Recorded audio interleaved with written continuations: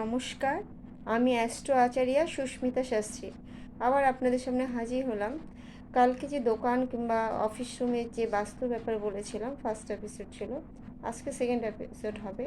Second এপিসোডে আমি 3-4টা point নিয়ে বলবো, আপনারা শুনুন এবং কেমন লাগলো সেটা জানাবেন, কমেন্ট করবেন, লাইক করবেন, শেয়ার করবেন এবং সাবস্ক্রাইব করবেন। তাহলে আমার যে নতুন নতুন ভিডিওগুলো আমি করব আপনারা সব দেখতে পাবেন। আজকে আমি বলবো যে দোকান কিংবা অফিস কোন দিকে, দোকানে টেবিলটা কোন দিকে বসবে, যে মালিক যে টেবিলটায় বসবে, চেয়ারটায় বসবে, সেই টেবিলটা কোন দিকে হবে।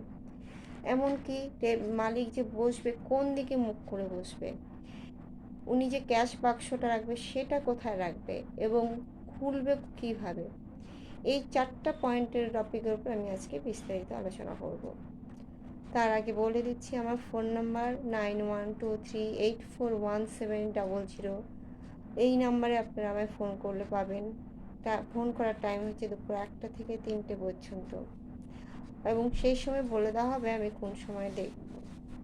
তো আজকে আমি এবার আলোচনায় ফিরছি।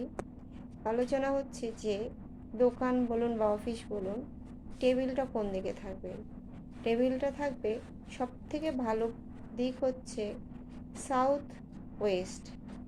ধরুন কারো সেটা অসুবিধা হচ্ছে, সেই পজিশন নেই, তখন কি করবেন? তখন হয় সাউথে করতে পারেন কিংবা ওয়েস্টেও করতে পারেন।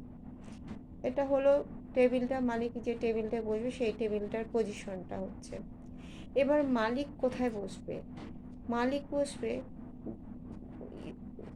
ইস্ট নর্থের দিকে মুখ করে বসবে, সব থেকে বেস্ট।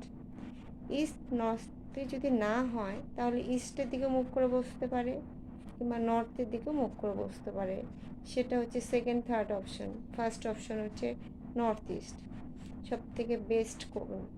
এবং সেই দিকে মুখ করে বসলে লক্ষ্মী খুব প্রসন্ন হন, কেন নর্থ ইস্ট হচ্ছে ভগবানের স্থান, সেই জন্য ওই দিকটায় মুখ করে বসতে হবে।